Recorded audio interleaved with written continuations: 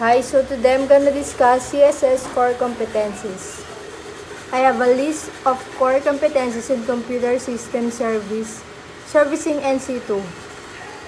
First, install and configure computer system, set up computer network, set up computer servers, and last, maintain and repair computer system and networks.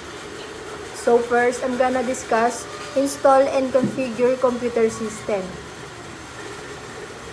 The act of the program ready to execution. Installation refers to particular configuration of a software and hardware with a view of making it usable with computer.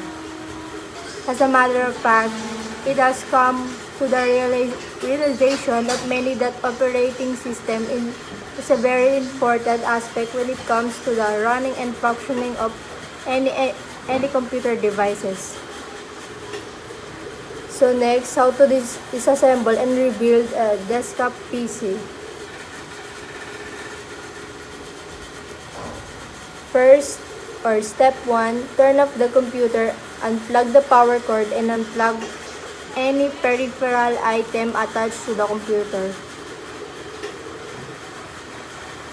Step 2, remove at least one side covers, usually the right side of you face the front of the computer.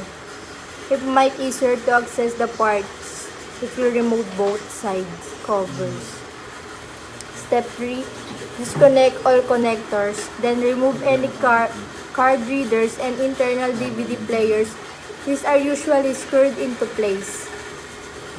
Step 4, remove any standalone fans. This is good time to remove any dust, lint, and pet hair from the fans if you're planning on resewing them.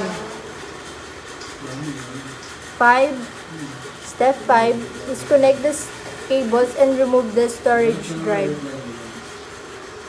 Step 6, remove the memory or RAM modules by pushing the clips on both ends of the module down. Step 5, remove the power supply unit by unplugging the remaining connectors, then unscrewing the unit from the frame. Step 8, remove the adapter or expansion card from the motherboard. Step 9, disconnect all cables from the motherboard, then unscrew it from the frame by loosening each screw a little by before going around again to loosen each screw properly. Next topic is computer reassembly. Reassembly a computer, you simply follow the same procedure as for disassembly, but it in the reverse order. When installing components, remember the following. Do not force connectors into a place if they don't fit easily. They are probably in the wrong place. Expansion cards often require some force or side-to-side movement to fit into place, but do not force them. It might be. When removing cables, remember the pin 1 location. Check nations on the circuits boards and look for the red wire on the ribbon cables. Connect cables to the drive before installing them in base. Last, test the system before placing the cover. Next topic is set up computer networks. It consists of competencies to install Ethernet cable, set network configuration, set router, Wi-Fi, wireless access point, repeater configuration, as well as to inspect and test the configured computer networks. Next is step-by-step guide to setting up a home network. Number 1 is connect your router. Router is gateway between the internet to your home network. Number 2, access the router interface and lock it down.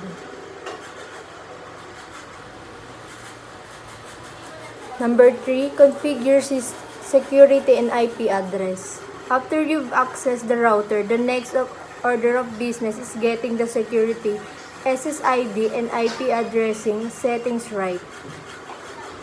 Number 4, set up sharing and control. Now that you have a network set up, you can set up a way for everyone to access data on the network.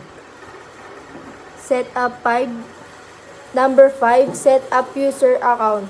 In most business networks, users access the network by logging in with their user's account and password. Next topic is set up computer servers.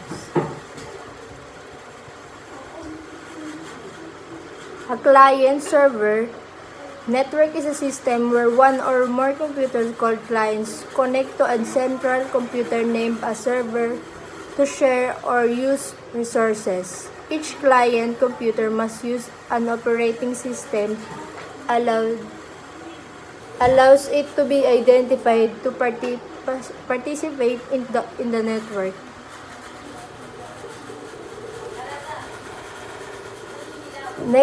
Next topic is how to set up computer servers. Step 1, prepare the computer. Step 2, get the operating system. Step 3, install an operating system. Step 4, webmin.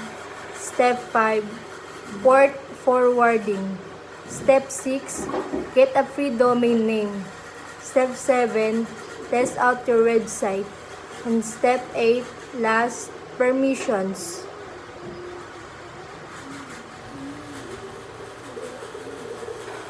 Next topic is maintain and repair computer system and networks. Computer maintenance is practice or keeping computers in a good state of repairs. A computer containing accumulated dust and debris may not run properly. If the cooling system is not filtered, then regular computer cleaning may prevent short circuit or overheating.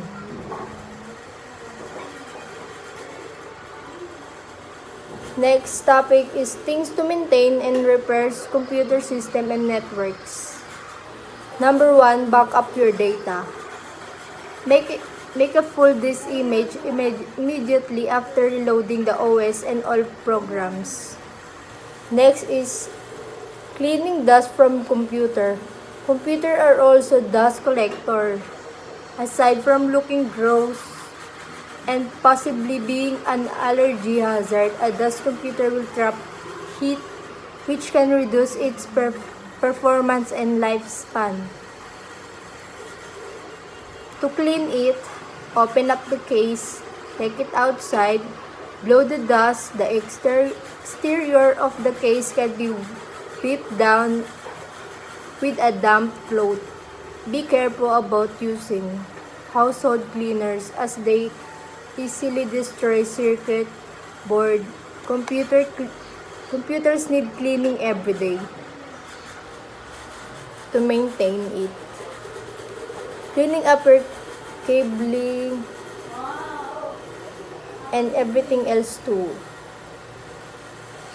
A mess of cables and dust bunnies. If you're moving your computers, take the opportunity to clean up your desk and floor as well. 4. Organize installation disk. Keep software, peripheral, and driver disk in one place that is close to the computer. Number 5. Run antivirus and spyware and scans regularly. Computer that connect to the internet needs to have antivirus software. There is variety of able, example AVG, free to enterprise level solution. Last, clean up your software. If there is software that you don't use anymore, remove it. Be cautious though that some system drivers appears in the list and can use hardware to stop working and remove them. 7. Clean up your OS. Windows is not the most efficient operating system. It needs attention itself. Number 8, defragment. Once your hard drive has been cleaned up, it's good time to defragment. It organizes your files to faster the disk access time and improve system performance. So that's all. Thank you.